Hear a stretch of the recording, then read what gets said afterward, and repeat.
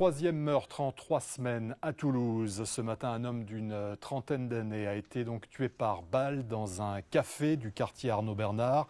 A priori, pas de règlement de compte, mais une affaire d'ordre privé. Tout s'est passé un peu avant 7 heures. Selon les enquêteurs, un différend aurait éclaté entre deux hommes d'origine antillaise à propos d'une jeune femme.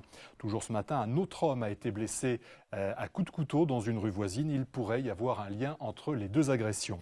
3 meurtres en 3 semaines à Toulouse. Cette série d'homicides est très commentée depuis ce matin par la préfecture qui se veut rassurante sur la criminalité, par les syndicats de police qui demandent des moyens et par les habitants des quartiers concernés. Reportage de Christine Ravier et Éric Foissac.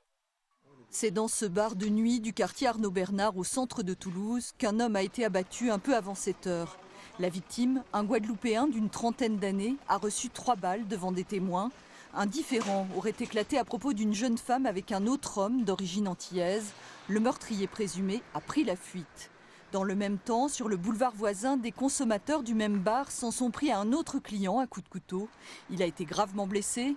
Le SRPJ a été saisi des 2 affaires. 3 homicides en 3 semaines à Toulouse, c'est beaucoup. Le 14 juin, Miloud Kéroubi, à la fois trafiquant et figure du rail, a été exécuté par un commando d'hommes cagoulés.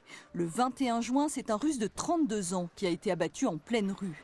Cette augmentation de l'usage des armes inquiète les policiers qui s'estiment en sous-effectif. Il manquerait 150 hommes pour sécuriser la ville.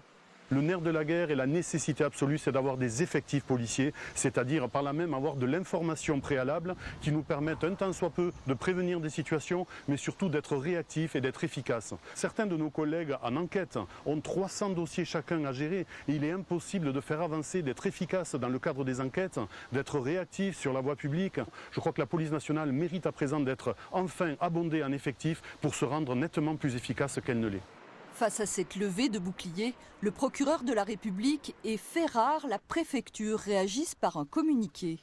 Toulouse, 4e ville de France, connaît une évolution de la délinquance maîtrisée.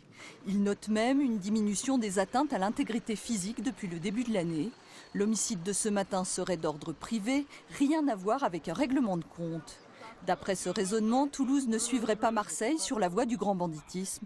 Les policiers, eux, n'en sont pas si sûrs.